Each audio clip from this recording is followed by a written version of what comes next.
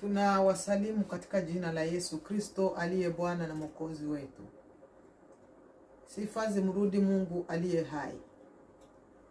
Leo ni siku njema ambayo Bwana ametuazima tena ili tuweze kuzungumuza neno lake na kuweza kufarijiana na kuhimizana katika safari ambayo tunayo ya kwenda mbinguni kwa Baba. Bwana Yesu wapewe sifa. Tunawapenda. Bwana anatupenda sote kwa ujumla zaidi kuliko wote. Na leo katika usiku huu wa leo tumeona ni vema tuje mbele yenu wapendwa wetu, wapendwa wa Kristo, ili tuweze kuzungumzia neno ambalo Roho wa Mungu ameliweka mioyoni mwetu ili tuweze kuchangia pamoja na wapendwa kwa usiku wa leo. Na tutakwenda kuangalia neno ambalo linalosababisha watu kujitenga na wengine, au kuwa mtu wa huyu na kuwa mtu wa huyu na kuwa mtu wa yule, lakini bado sote tunasema kwamba tunamhudumia mtu gani? Mtu mmoja tu ambaye ni Yesu Kristo. Naweza kusema nje Yesu ni mtu, ndio neno la Mungu linazungumza wazi. Amen.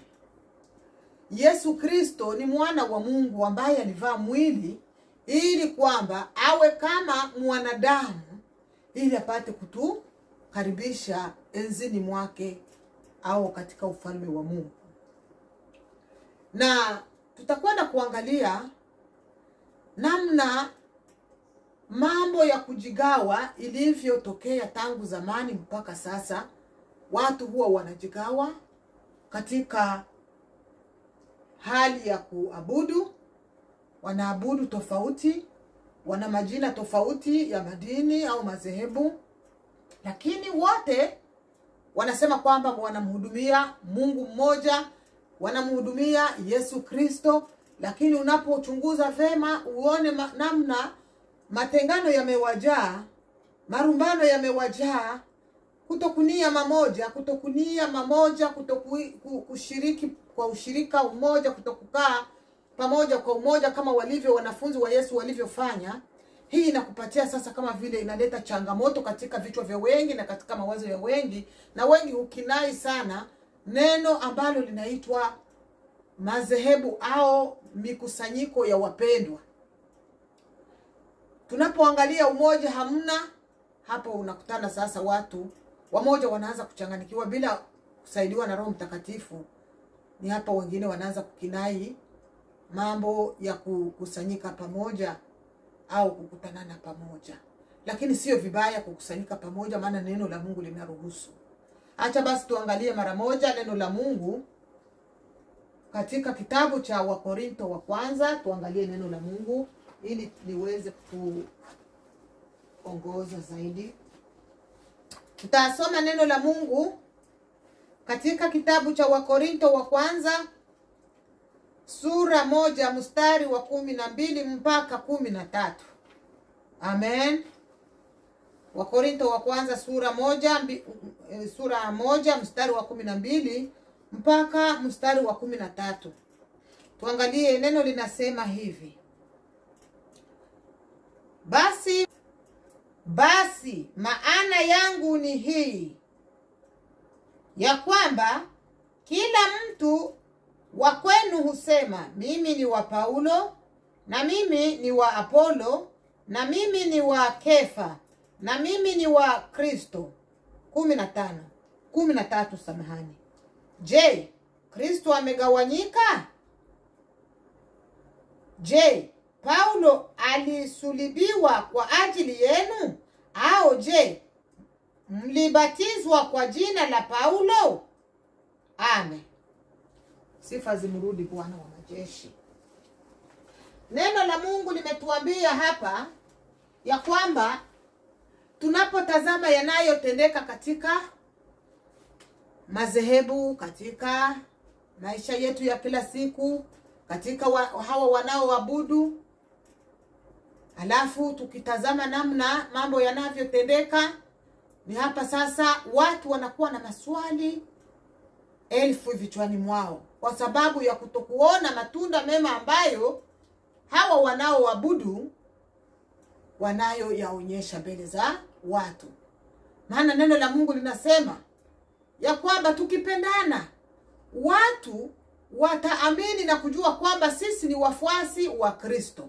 Lakini sasa tazama katika hili ambalo tumesoma katika kitabu cha Wakorintho wa kwanza 1:12-13. Eti watu wakasema mimi ni wa Paulo, wengine wakasema mimi ni wa Apolo, wengine wakasema mimi ni wa Kefa, wengine wakasema mimi ni wa Kristo. Sasa swali linakuja, je, huyu Paulo ambaye mnamsema, je, huyu Kefa ambaye mnamuweka kipaumbele, je, huyu Apolo ambaye mnamuweka mbele kwa mbele, je, kuko yule katikati ya hawa wote yuko yule ambaye alijitoa uhai wake kwa ajili yetu? Hata Paulo naye anauliza, je, mimi Paulo niliweza kubatiza mtu yeyote kwa jina langu? La hasha. Kuna mtu ambaye anaweza kataja kwamba mimi nilimfia au huyu alimfia? La hasha. Sasa marumbano ya nini wana wa Mungu ambayo tunarumbana? Mapigano ya nini ambayo madhehebu yanapigana? Watumishi wa Mungu usiku na mchana hawapatani. Watoto wa Mungu kila itwayo leo ni marumbano. Watu ambao wanajiita kwamba wanaabudu Mungu mmoja na Yesu mmoja, lakini kupatana hawapatani. Kuelewana hakuna maelewano. Kusikilizana hakumo ndani yao. Halafu sasa unapojiswali unasema, sasa ikiwa kama kweli sisi wote tunamfuata Yesu Kristo ambaye ni mwana wa Mungu tunayemhudumia kama vile tunavyosema, migongano ya nini ambayo iko katika wana wa Mungu? Marumbano haya yanatoka wapi? Vita hivi vinatoka wapi? Alafu kutokupatana kunatoka wapi? Na sisi sote tunasema tunamhudumia Kristo. Alafu uje uangalie watu wanaposema kwamba tuko kwenye dini moja, mfano wa Pentekoste, wa Katholiki, alafu na wengine Waislamu nao wanasema wako wamoja kwa pamoja. Lakini sasa enda katika hawa ndugu zetu wa Kristo ambao ni wa Pentekoste. Ukiingilia na kushiriki kwa kanisa lake hili ni vizuri, mnapatana, mnaomba pamoja vizuri, lakini upige hatua useme okay, sisi sote tunamhudumu Kristo mmoja. Ukapiga hatua uende kushiriki kwa kanisa lingine au uende kuhubiri kwa kanisa lingine. Alafu utaona vita ambavyo watakupiga. Utaona namna watakufuatilia. Utaona namna kejeli zitaanza kuinuka.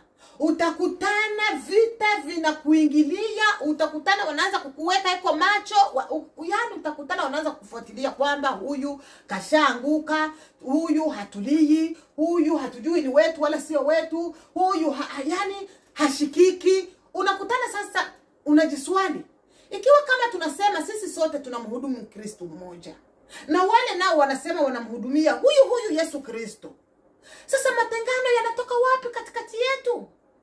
Nikishiriki kwa hili kanisa inakuwa probleme, inakuwa kukufuatilia, inakuwa kukuweka iko jicho la ukali. Sasa ni Kristo gani ambaye huyu ambaye tunasema kwamba sisi sote tunamhudumu, ikiwa kama sio maslahi ya wamoja? Alafu wanadanganya kwamba tunamtumikia Mungu mmoja, Yesu Kristo mmoja.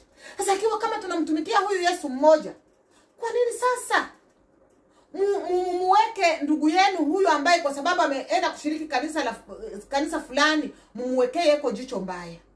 Hapo napita na kuonyesha kwamba kuko vingine ambavyo tunafichwa.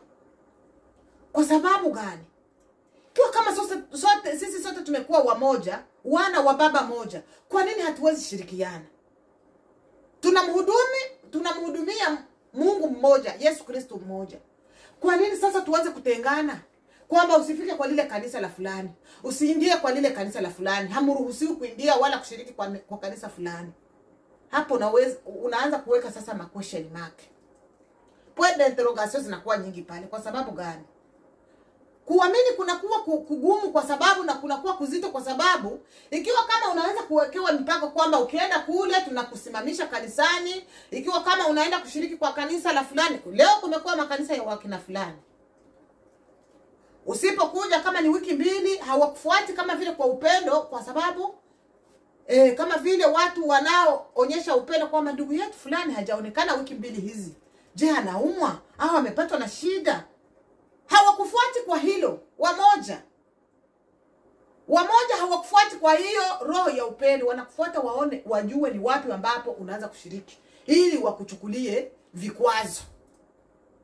Na wakikutana kabisa umeanza kushiriki kwa kanisa lingine, hata kama haujatoka kwao, kwa lile lingine kanisa, watakukamatia hatua ambazo wewe mwenyewe utashangaa, uanze kujiuliza mara 10, ni Kristo mmoja ambaye tunamhudumia au kuna masilahi zao, au hawa wanatumikia tumbo, Mungu wao amekuwa tumbo, au Kristo ambaye wanamshuhudia si huyu ambaye ametuambia kwamba sote tuko wandugu, tuko wamoja, kwa sababu tunamtaja Kristo mmoja. Ni wanafunzi, na wanafunzi nao wa Yesu wakati walienda wakakutana, kuna wale ambao wanakemea pepo zinatoka kwa jina la Yesu, wanaombea watu kwa jina la Yesu na magonjwa yanatoka.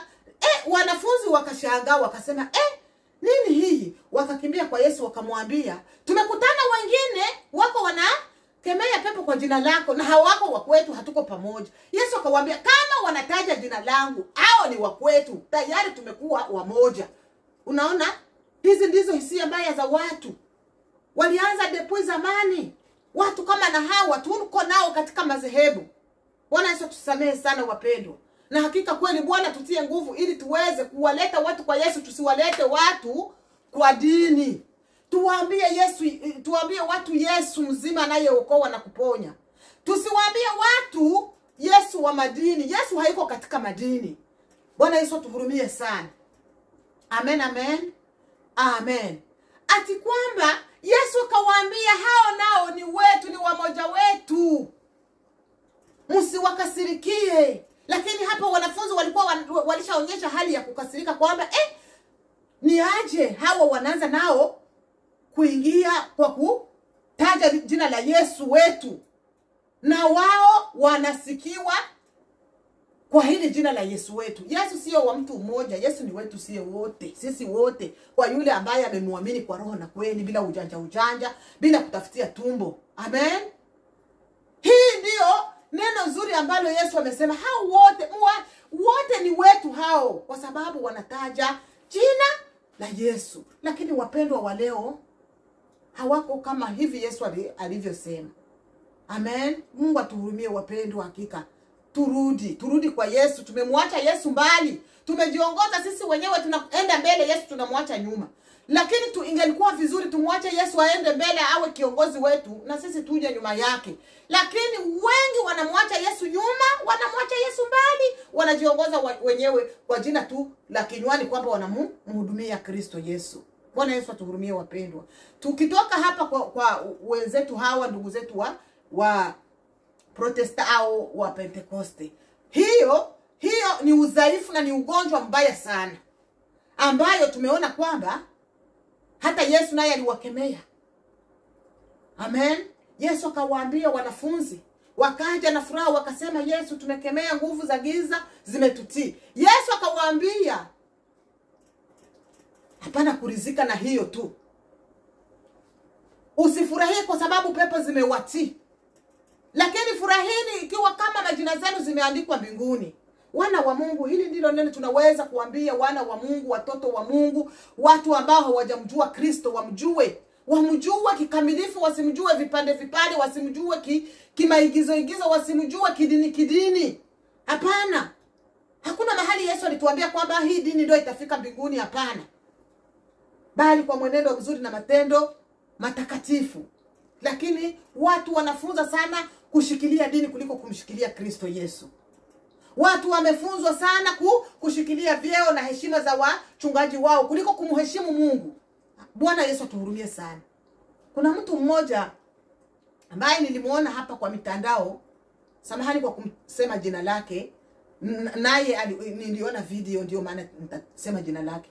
Aliweza kusema kwamba eti kuna mtu Mkristo aliweza kumsalimia Jambo Gitwaza akasema mimi siko Gitwaza wenu. Hiyo video hata na wewe ukigugu kwa YouTube utaiona. Anasema wazi kabisa huyu ni mtumishi, anajiita mtumishi wa Mungu. Akasema Jambo Gitwaza akasema mimi siko Gitwaza wenu. Mimi niko baba yenu. Hapana mtu kunizoea mimi mtumishi wa Mungu kuniita Gitwaza. Kuna wengine wanaitwa Yesu. Sasa mwenyewe tunamuita Bwana Yesu. Hakuna kwa tunasikiaga wanatuficha kwamba mumuite Papa Yesu, kama vile hawa watumishi wetu wanataka majina za ajabu ajabu, za heshima za ajabu ajabu. Papa Pastor, Papa Mchungaji, Papa Bishope, Papa Eveke, Papa kama ni nani na hayo yote yanatuonyesha kwamba hivi viburi vya cheo ndivyo ambavyo watu wamekwenda kujengea eko ili wapate kujikusanyishia watu wengi kwenye madhehebu zao, ili wao wanawanyenyekelea, ili wao wanaona kama vile wa Mungu wao. Bwana Yesu tuhurumie wapendwa. Bwana atuhurumie hakika.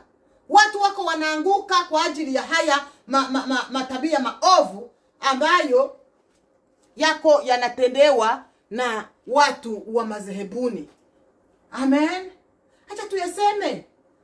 Isiwe kama vile ati kwamba tuna adama madhehebu. Hapana. Acha tuyaseme ili watu wapone. Ili watu tupone, tuokoke. Kwenda kulelewa kwa kanisa fulani hakuwa dhambi na hakuna makosa, lakini usiwe shabiki wa lile dini. Bwana Yesu tuhurumie wapendwa. Angalia hapa. Kama huyu mtu ambaye anajulikana kama mtumishi, anajiita mtumishi wa Mungu, anaambia watu kwamba wasimuite kwa jina lake. Na Biblia mara moja inatuambia ya kwamba msiwaite watu baba, msiwaite watu marabi. Lakini huyu anajiita ni mtumishi wa Mungu, lakini anashurutisha watu wamuite baba. Sasa inapatana wapi na neno la Mungu? Kama sio hisia tu za tamaa ya cheo na viburi vya uzima. Mungu atuhurumie wapendwa.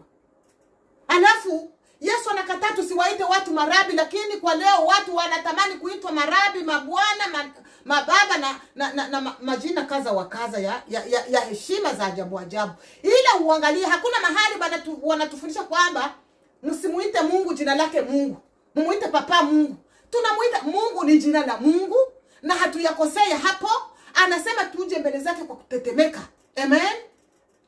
Lakini hakuna mahali anatuambia tusimuite jina lake Mungu wala Jehova au Yahweh.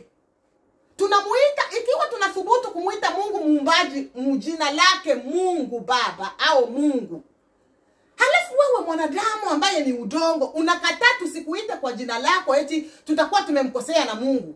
Unaona kweli hizo ideologies zitatufikisha wapi kama sio pabaya kwa kuangamia? Bwana atowe viburi vya uzima ndani ya washikacheo na washikadini. Hakika washikadini ndio wanakuwa na tabia za hivyo za kutaka heshima za ajabu ajabu. Wasipomuita baba, wasipomuita kama ni bwana mkubwa, kama ni majina gani ya heshima za ajabu ajabu, anakamata nafasi ya Mungu, anaijitwika yeye mwenyewe. Neno la Mungu linatuambia ya kwamba ninyi nyote mmekuwa ndugu. Niliwahi kusikia mtu ananishuhudia kwa kanisa alikuwa anashiriki hemo. Akasema kwamba huyo baba alikuwa pastor na mwingine alikuwa wa pastor wawili. Mwenzake pastor akasimama akasema, "Ndugu fulani, ndugu David, simama uombe Mungu kwa kufunga kipindi." Ule baba aliomba, alishakuazika, kufika nje na kanisa liacha. Kufika nje kaanza sasa kuzungumuza na wengine wa Kristo kwamba mnaona pastor ananikosea adabu, ananikosea heshima mbele ya Wakristo, kwamba ananiita mimi niko ndugu David. Mimi niko pastor. Hangeweza kunitaja jina langu mbele ya watu. Mungu atuhurumie wapendwa. Wengi hakika wataangamizwa kwa ajili ya hiki kiburi cha cheo, masifa. Halafu kimwambia ndugu mpendwa, hii ni kiburi cha uzima ambacho shetani ameotesha ndani yako. Uwe macho kisije kuingiza jehanamu. Atakwambia na wewe ulishaanguka. Hauna heshima. Ulishaanguka, ulishamwacha Mungu. Hatupashi kuvamia watumishi wa Mungu. Muwapande eti mnaanza kuwaita kwa majina. Lakini Mungu tunamuita Mungu na Mungu anatusikia na anaitika. Wewe tusikuite jina lako, mimi msiniite jina langu. Umekosea wapi hapa? Ndio unaweza kumheshimu Mungu, kumheshimu mtumishi wala mtu. Sio ziwa heshima za kukaza. Na heshima haziko kwa ajili ya jina. Ninaweza kukuita kwa jina la heshima la kukupamba kwa sababu nataka yale mapambo na heshima za ajabu ajabu. Lakini huku pembeni ukakutana uko na mdharau tena ule mtu. Sasa unayafanya kama vile kwa unafiki, unayafanya kama vile kwa mkazo. Hiyo haiko vizuri wapendwa. Amen. Mungu atuhurumie wapendwa. Hili ni jambo baya ambalo hakika liko linatuma watu wanakinai kumkaribia Mungu kupitia makanisa ambayo zinatulea. Lakini wewe mtumishi wa Mungu, kama uko na karakta hiyo, kama uko na tabia hiyo, ningekusihi uache kwa jina la Yesu. Maana haiko tabia ya watoto wa Mungu hiyo unayoifanya. Hapana. Wanaoongozwa na Roho wa Mungu hawako hivyo. Waendao mbinguni hawana viburi vya namna hiyo. Hawataki heshima za ajabu ajabu. Alafu mmoja akasema kwamba ati Wafaransa hawana heshima. Wakitaka kusema Mungu wanasema toi Seigneur, toi Dieu. Alafu wakitaka kusema mtu mkubwa wanatumia vous. Hawatumii toi, wanatumia vous. Alafu kwa Mungu wanamtumia toi, lakini kwa mtu wa kawaida wanamtumia vous kama ni mtu mkubwa. Amen.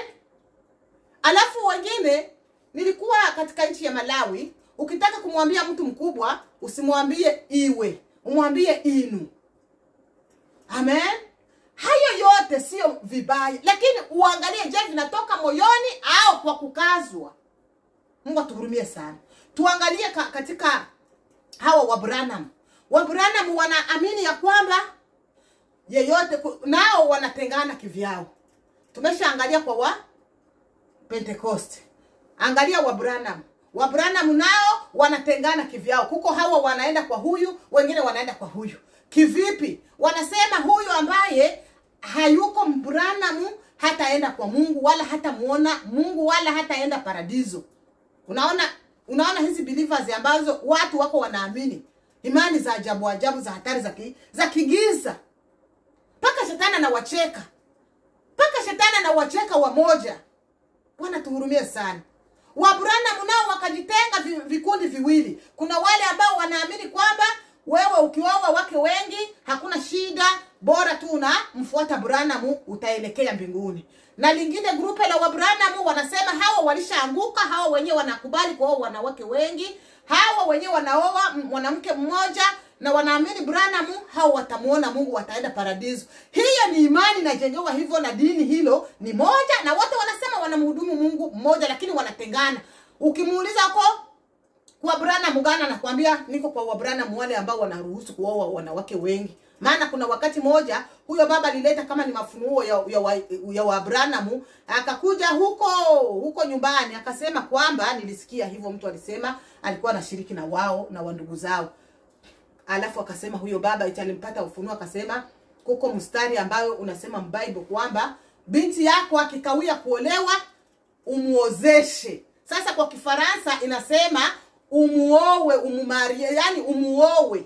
Sasa mwele kutafsiri, Biblia zingine zinasema umuozeshe, yani umuoweshe. Mkifaransa inasema umuowe. Maana utafsiri katika Biblia hizi ambazo tunazosoma ziko tofauti. Kuna Biblia utasoma hivi, ukienda kupekua kwa ingine Biblia unakutana yanapishana matafsiri yale maandiko. Bwana tuhurumie sana. Huyo baba alipoona hiyo neno akapita nasema kwamba kumbe mtu anaweza kuoa binti yake, na akaanza kufundisha watu vile mwa Branham na wamoja waliyafanya. Lakini anakuambia mimi siko kwa Branham wa hivyo, niko kwa Branham wa hivi. Lakini mnashiriki nani, mnatumikia nani? Wanakuambia wote wanamhudumia Mungu mmoja. La sivyo. La hasha kabisa, sio Mungu mmoja huyo mnamtumikia. Ni Mungu wa tumbo zenu. Ni Mungu wa hisia zenu. Sio Mungu tuliye muamini aliyeumba mbingu na nchi. Hapana. Hii ndiyo confusion yenyewe kwa watu wengi. Confusion nyingi kubwa ambayo imewaingilia watu wa madini. Ndiyo maana Yesu hakuacha nasema hili dini ndio nimewachia mtakuwa mnashiriki ndani. Hapana, maana aliona tabia mbaya zote zinaelekea kwa madhehebu. Ndiyo maana akasema roho yako ndiyo samahani. Roho yako ndiyo hekalu la Roho wa Mungu. Ulitunze hili ili kwamba mwili wako usiuchafue, maana ndimo Roho wa Mungu anakaa. Basi Neno la Mungu tena linatushauri kwamba tusikose kukusanyika na wapendwa, tusikose kukusanyika pamoja. Ili kukusanyika pamoja sasa ndio unaenda sasa kwa lile kanisa au tabernacle au fasi nyingine, unaenda kushiriki na wapendwa wengine. Sio vibaya. Hapana. Lakini vibaya ni ile kuwa shabiki wa lile dini.